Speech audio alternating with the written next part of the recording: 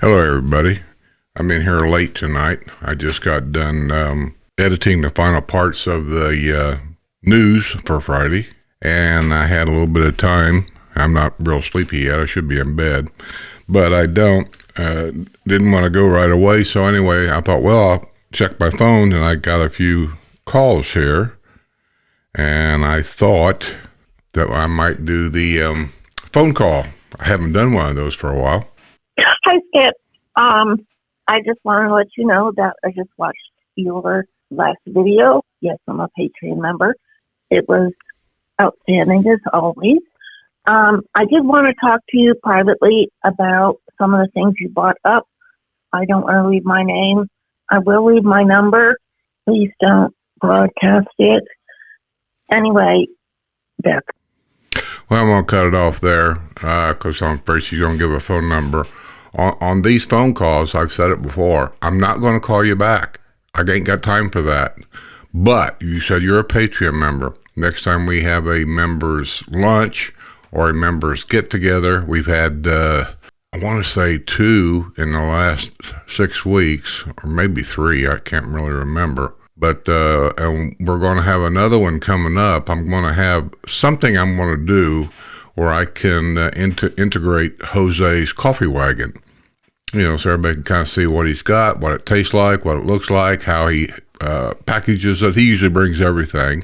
And, of course, he sells coffee when he shows up. And then, of course, he'll have a tip jar out there when he makes you a cup of coffee. But I don't know what I'm going to do. I'm thinking possibly, no, don't take my word for this. I'm thinking possibly about doing a breakfast at my house. I'll take care of all of it. You guys won't have to pay a thing. It'll be something simple that I can cook.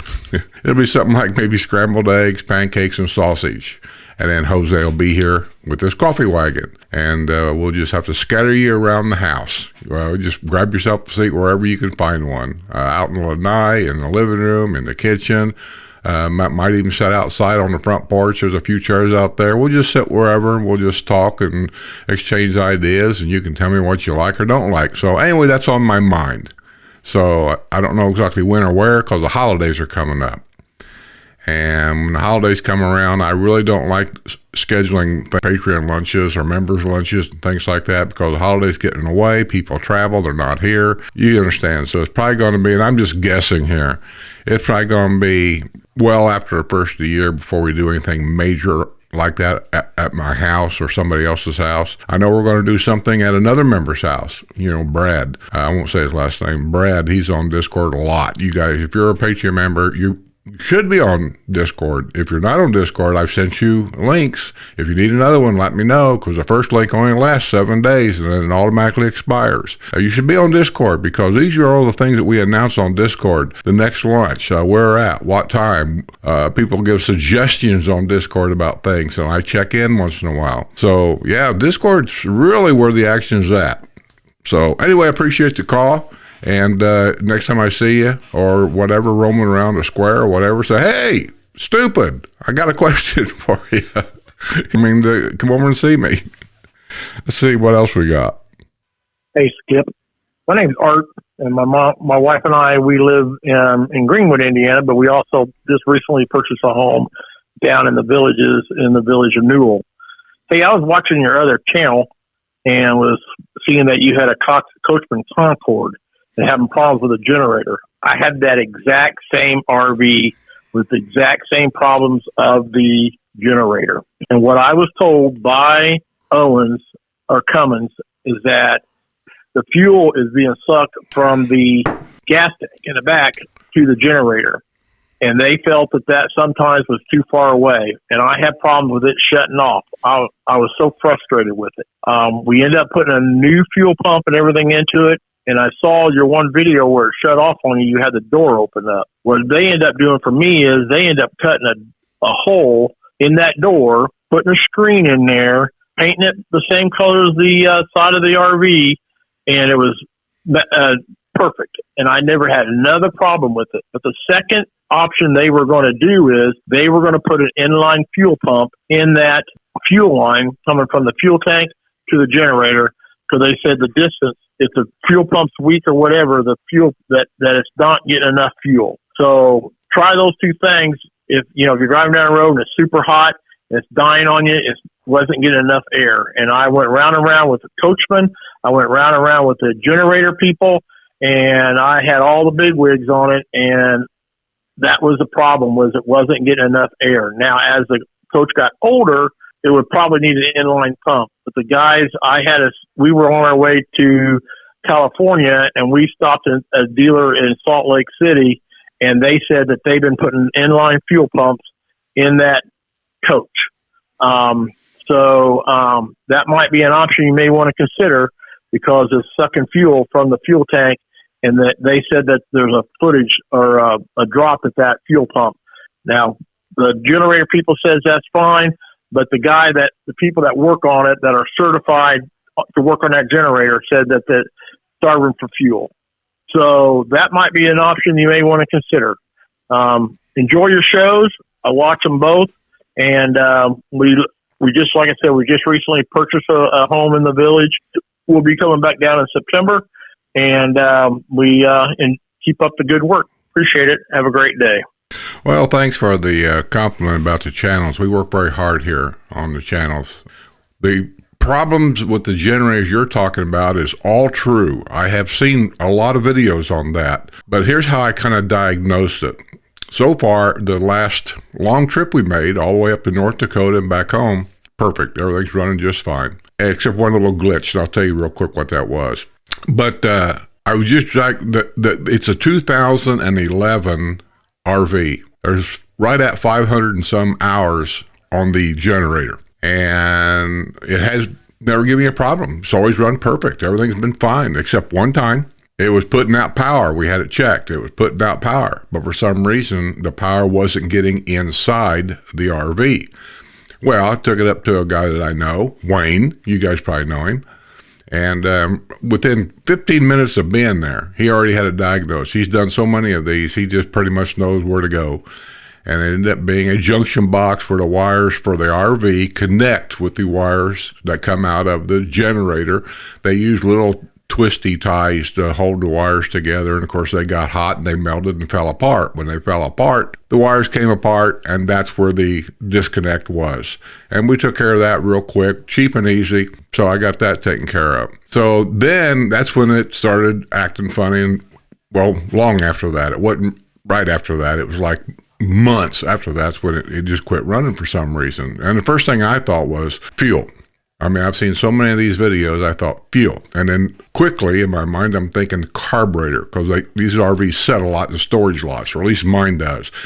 Ethanol gas messes up the carburetors inside, and you literally have to take the carburetor apart most of the time, or just replace the carburetor. The carburetor is a special carburetor for Cummins, and if you buy it and put it on, it's a little tricky. And I don't want to get into all that. I kept messing with it, and then, I watched a couple other videos, and they were talking about, I changed the fuel filter. That's the second thing, you go to is a fuel filter. You always start with the cheapest thing first and work your way up to the most expensive, because a lot of the times it's a simple thing like a fuel filter. It's clogged up, and then, that's the cheapest thing. So I put that in there, and started it up, and just like always, it'd run for, I don't know how long. You guys watched the video. I've done forgot what the video said. And by the way, thanks for watching my RV channel. It got stolen real quick. If you're watching this, we started a new RV channel. I'm putting new stuff on, and I could use all the subscribers that I can get, because I lost everything. The guy stole the channel. I don't have the subscribers anymore. I don't have anything. So I'm starting over. I got a few videos on there. Some of the older videos I captured, and I put some of them on there to get the channel going. It's called Skip and Sue RV Travels. So go there and subscribe to it. That'd help out a lot. Just diagnosing things piece at a time. It'd been running great all this time, thinking about it getting hot, because it was hot when we started having trouble with it, but it's been hot before. It's 2011. And I've had it in hot weather before, and it always run fine. So I got thinking, well, it can't be the air circulation in there, because if it was, it had been a problem a long time ago, and it wasn't. So I kind of disregarded that. And then, of course, I started checking other things, and everything checked out just fine. Spark plugs were fine. Everything was fine. And then fuel filter was the next. I replaced that, started it up. It'd run for, I don't even remember now. You guys saw the video. I'll say 15 minutes it'd run, 20 minutes if that, and then it'd start spitting and sputtering and just quit running, which is a common problem with a lot of those Onan generators for one reason or another. So now we know it's not the fuel filter. Well, and then there was a test a guy told me to do to see if the fuel pump was working. He said, when you turn it on, do you hear it priming? Yes, I do hear it priming. Does it sound loud and strong? Well, after he said that, I thought, you know what? Inside the camper, when you prime it, you can hear it, and you get used to that sound, the loudness of it. And I did notice after he said that, I went in there and I went to start it, to check it out again. I hit that primer button. I don't seem to be as loud as it was before, now that I think about it. And so he said, okay, we're going to do another test. Take the fuel line off of the carburetor. And he said, then hit the primer button and see if it's spitting out gas pretty consistent and at a somewhat of a pressure, you know. And so I done that. Well, gas was coming out, but not like I think it should have. It was just barely flowing out.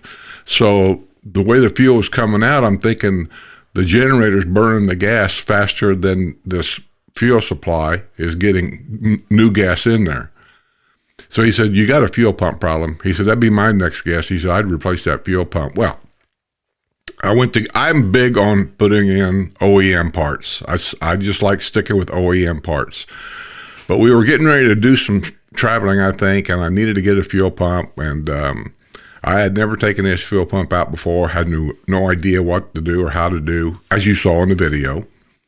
And so anyway, I got the one that everybody was buying on Amazon, and I'm sure it's not a factory spec OEM generator, but it worked. And so I got the old fuel pump out, put the new fuel pump in, started it up. I let it run for 2 or 3 hours. I was over there, and then I went over there like a day or two later, started it up again. I let it run for 2 or 3 hours again. It run fine. That didn't do it. So I thought, well, that's it. Well, and then I went to go somewhere, taking Scooter home or something. I can't remember what it was. And the generator wouldn't start. It cranked and cranked and cranked, and it just wouldn't start. Long and short of that one is, it ended up being a bad spark plug. I've never had a bad spark plug in my life in anything I've ever owned. And that was my first experience of that. Put a new spark plug in it fired right up, and it worked fine. Well, and then getting to the North Dakota trip, we're leaving. Everything's working fine. Generator's running fine. We're going down the highway. It was like 116 degrees out in the southern part of Georgia on the highway. Not air temperature, ground temperature. Air temperature is probably 95, 98-ish, somewhere in that area. But it's hot. You know how it is when you get into Atlantic traffic. It's even hotter because you can't move. And it just got to the point it wouldn't work. The generator was running, but it wasn't putting out enough to keep the air conditioner going. I mean, when the roof air conditioner would come on, you just hear it. It was really struggling. I thought, man, there's something wrong. And I was so mad at that time because I had so many problems with this Onan generator. You know, I bought that portable suitcase generator just for that reason, because I'm to the point I don't trust it anymore. So I went to start up the portable generator when we were sitting at a parking lot or something, rest area or something, to get the air conditioner going. And it started, and I plugged the camper into it because it's got a 30 amp plug on it. And I went to plug the camper into it, and nothing. It wouldn't start the air conditioner. Now I'm thinking, damn it, there's got to be something wrong here. So I called Wayne. He was out in California. I told him what was going on. He said, well, we have to figure out if it's the generator or is it your air conditioner. I said, Wayne, it's a brand new air conditioner. You installed it. He said, that don't mean it's any good. And he's right. So he said, go to a campground for the night. And he says, and just plug it in, see how it works. So I went to a campground. Matter of fact, it just happened to be not too far from where I was at. And I went to this campground, got a spot for the night. I hooked it up. And because by this time I'm just frustrated. So I took a hot shower. Sue made something to eat or whatever, and I laid down in bed and watched a little TV, fell asleep. I slept all night. I'm almost embarrassed to say that, but I slept all night. Got up the next day, the air conditioner still working. It worked all night. I mean, everything run perfect. So I went out and I unplugged the camper from the pedestal, and when I done that, I seen a little spark came out from underneath the plug, the 30 amp plug that's on my camper. So I took that plug apart, and inside you have, how many wires was it? Three wires or 4 wires? You have a ground, and then you have a black, and then you have a red, maybe it's 4 wires, and then you have a neutral. That's the white wire. They call it a neutral wire, which I still to this day, I'm not sure what a neutral wire is. Everybody tells me it's just another ground. I don't think I believe that, but anyway, whatever. The neutral wire came totally loose, and I don't even know how that happened. The screws and things were in there, but the neutral wire was just there. So I put all that back together, tightened it up really good, and plugged it back into the camper, went all the way to North Dakota, came all the way home. By the way, that's like 3,500 mile trip.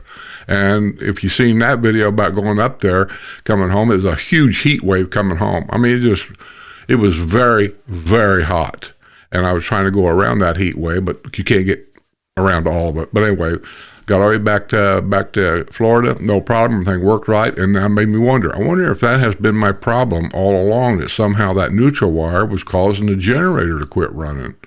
You know, I don't know. I'm not a mechanic on this stuff. But anyway, since I fixed that neutral wire, so far, knock on wood, everything's been working perfect. But I do appreciate your information. This is information that I have seen, and I know it does happen to other people, but I don't think in this situation that any of that was my problem. I thought at one point that I was going to put an electric fuel pump in line, thinking that somewhere between the fuel tank on the vehicle and the generator that the line itself may have collapsed. That happens. Maybe it's got some debris inside the gas tank and it's kind of clogging the end of it up. Because I had my portable air compressor, and if push come to shove, I was going to shove an air line up in that gas line. I was going to blow air all the way back to the gas tank to blow it out. So, but I didn't need to do any of that either. So right now I think we're okay. The portable generator's working okay. Knock on wood, because you know how these RVs are. Today they run great. Tomorrow something don't work. But I appreciate it. Thank you so much. And by the way, Greenwood, I know you well. We used to go to shopping center down there off of 31, and a lot of restaurants down there. I spent some time down there. I kind of miss the Indianapolis area, really, in some ways. Hey, Skip, another good show. You might want to look into Seacoast Bank, not only their ratings, which are deplorable, but what a shock. The developer is involved with this company, even though they sold it to this company. They're involved. It's a public company, and wouldn't you know it, they're involved. And this company is horrible as far as a bank goes. You might want to do the research. See ya. Well, I appreciate that. I don't know when you left that message. When did you leave that message? You left that message October the 18th. I don't get a whole lot of phone calls. That's why I don't do these every week and every week and every week. So I do them when I can do them, when I get enough to make a little bit of a show out of it. Yeah, I don't know anything about that. I don't know on the insides and outsides. I just report the news. I don't do the news. Well, let me see if I can say this right. I don't get in my car. I don't have a film crew. I don't go out and interview people, knocking on doors to find out information. I'm just reading you the news. The news has already been reported. It's in the newspapers. Pictures are in the newspapers. People on the internet have the news. I steal the news from everywhere and try to make a little bit of a show of it and report it to people that don't live here that may not know what's going on, because I still say to this day, no matter what it is, if it concerns the villages, I want some people to know, even though a lot of people don't like things that I talk about, because if you're going to spend $500,000 here, which is very foreseeable, people could spend $100 million and more on anything around here. Prices keep going up. That you need to know this stuff before you pluck down that money. I just don't want to see you buy something and spend that kind of money on it with the bond and property tax, and all this other stuff that goes along with it. And then 2 years from now, I go, man, I didn't know this, or I'd never bought here, or I didn't know that, or I'd have never bought here. So that's all I'm trying to do, is I'm just trying to let you know about all the aspects here. So you tell me, you always report the bad stuff, you never report the good stuff. You can get good stuff anywhere. Those are the people out there using it for clickbait. You guys fall for that clickbait. So go watch it, because I'm going to report some of the bad, because nobody else seems to be doing that. And you need to know all the good and all the bad to come up to a proper decision for your golden years. And do you want to spend the money to be here? That's all I'm doing. Hey, Skip. This is Dwayne in Lexington, Live Christian Channel. I just wanted to leave a message on your number. And I wanted to tell you something. I don't say this to everybody, Skip. And if I didn't like you, I wouldn't say it. Skip, you suck. Buddy, you rock. And Sue, happy birthday. I hope you had a great day. I watched the video, and it looked like a lot of fun. I hope to meet you all someday. So take care. Bye-bye. Thanks, Dwayne. He's been a long-time supporter of my channel. He's a Patreon member also. I don't know if he's on Discord or not. I've sent him invitations for Discord several times. I think a lot of people, I don't know what happens on your end when you click on the Discord link. I don't know what happens after that. But I think some people are just having trouble getting on Discord. Only thing I can tell people is if I send you a link, I've been told by several people, if you download the Discord app first, it makes signing on so much easier. And I always remind people that when I send you a link, 7 days later from the day that I sent you that link, it automatically expires. It will not work. You have to ask for another one. So try to get on right away. But yeah, you should get on Discord, Dwayne, and come on down. I tried to get a hold of you a couple of times, I think. Went up to Fort Wayne with Scooter. He lives up in that area. And I came through your area. I stopped at that Buc-ee's just south of your area. And maybe that's when I was coming home. I can't remember, but I stopped there at that Buc-ee's for a while, took a nap. And anyway, I tried to call you to see if you wanted to come over to Buc-ee's, or I don't know where you live from Buc-ee's, but anyway, I'd see if you wanted to come down there real quick. And there was one other time I called. I didn't leave a message, but I called and you didn't answer, so I just moved on. But yeah, anytime you get down to Florida, man, get a hold of me. No problem. And thanks for the "you suck." A lot of people out there, I don't think they know what that means. They're not in on the joke. It's an inside joke. Skip, you suck. I love it. So I appreciate it. I'm going to get out here and say, have a great day. This is the day before Thanksgiving. You and your family have a great holiday. Hold them close. They won't be there forever. Happy Thanksgiving, everybody.